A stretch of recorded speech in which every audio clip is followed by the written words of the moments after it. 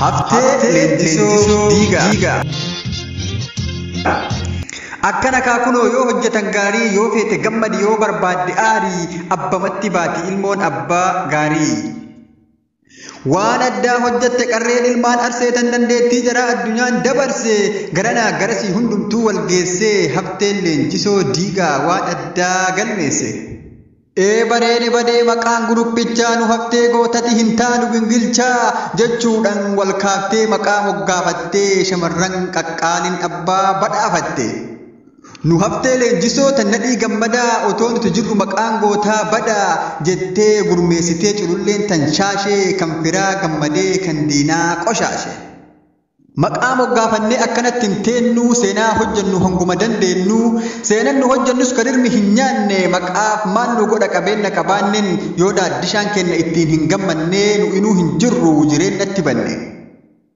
Mee maalaa hojjennu maaltu gammachiisa jedhanii kuusaa walitti gungumaa jawween kenna goota isa dhugumaa kennaa gootaaf malu keessaa tokkoof lama guyyaa kabajaati sangatu qalama uffanni kabajas itti uffifama jettee mari'attee qarreen koo wal geessee daaddaa bulloo qabdee bulloo gubbaa keesse. Osoo isin tuffatan matarra ol baatanii waan ilmi abbaaf ta'u jawwee kennaaf taatanii haftee leenjisoo ta'uu ragaa dhugaa baatanii. Kan gandummaa sobaa ololee gungumuu boolla qotateetti ufumaaf haadhumu mataa ol nu qabde yaa qarree kikichuu jaalalaaf tokkummaa keessan haa itichu. Kana qofaa miti waan hundaa ni goona waan ofii hinaaftuu hundumaa ni moona nu ilmaan nadhiiti tan Mustafaa Huseenii olola sobaa dhiisii koottuu hojitti seeni. Nu boonsitan qarree haftee leenjisoo diigaa xannachi dhiigan qabu foonuma foonii dhiigaa seenan isin hojjettan galmee seenarra taa'a shamarran teenna qaalimee isiniif lakkaa'a kan beekne hin barattaa na dhageeffadhaa taa'a. Culullee shaashatiif sumee sanyii jawwee murattuu sabaa fi firii jawwee kan ormi hinaafee fagoo itti hawwee. Aashaf obsaan obseen najaatiif hortee kuush Aasiyaa abdiitiif fuufuu an haa dhufu. Nazuu booniif shaashee Rahimaaf Samiiraa iftuu haadhiif haanii hawwii akka dhiiraa Keeriyaa loobii fi naanaatii Oromoo Misraa Muhammadiif faayota Oromoo Soosoo namoof Madiinaa Alfiyaa sanyii jawwee Maliyaa Busheetii fi Aaminaa Daawudii ibsituu Oromoo Rahimaa Jawaarfaa seefnuu godhaa qomo. Samiiraa Hirphoo Arsii Alamituu Dastaa Bashaasha Arsiitiif Rahmaa tana geessoo hawwii Muhammadii tan murka dandeessoo.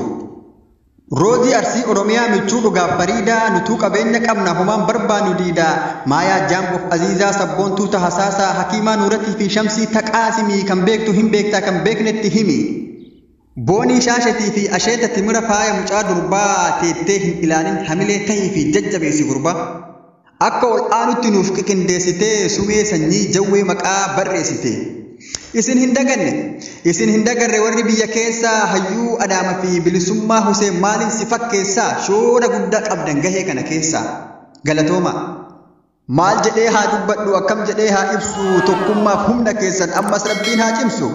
Haftee leenjisoo diigaa qacalee ilmaan arsee arsiin harkan kennine gaafuma diinni marsee.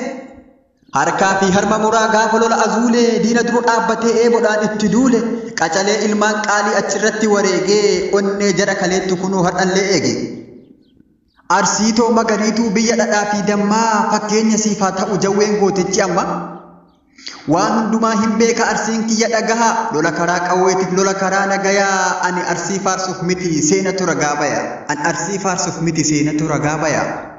Arsoomni qorsoomaa arsoomni kabajaa ka wal hin tuffanne kan dinne ajajaa dodolarraa ka'ee shaashamannee bu'aa arsii wal jaallata walirratti du'a.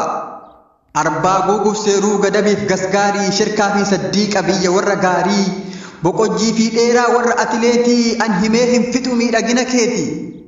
Balee fi addeellee habeetiyyaaf bullaa yoo feene asallaa tattaphachaa bulla. Yoo barbaadde roobeen ciimootiyaaf jajuun kan bishaan gaafattu aannansiif ajaju. Zuwaa duudaf ciimoo diksiisiif itayyaa dhukkubsataan dhufeessi keessatti fayya. Adaabbaaf dhummugaa mammagaallan loodee arsiin koo tokkuma yoom gosaan wal qoode. Waan barbaadeen dhabdu hunduu achi ciisaa lakkaa'ee hin fixuu asumatti dhiisaa warri keessa haftan abshir isin kiisa. An hundaa hin beeku hunda sin dubbadhu kan nutti hinaafte caqasii gubadhu. Yoon faarsa hin faarsaa harkaan lafa qabee arsiin qabaata dhamaaluuf keessaa dhabe ammas hin deebi'a waa xiqqolleen turu wallaaletii miti beekaa use duru. hundaanan jaalladha oromiyaa guutuu kan arsii jibbammuu biyyeensi haa fuutu dhalataa arsiiti ambalee gasgaarii feetu na eebbisi didduna abaari maqaan koo baradhu muhee ka qaasimii yoo rakkoon jiraate koottu natti himi man'ee tokkummaa haftee leenjisoo diigaa galatoomaa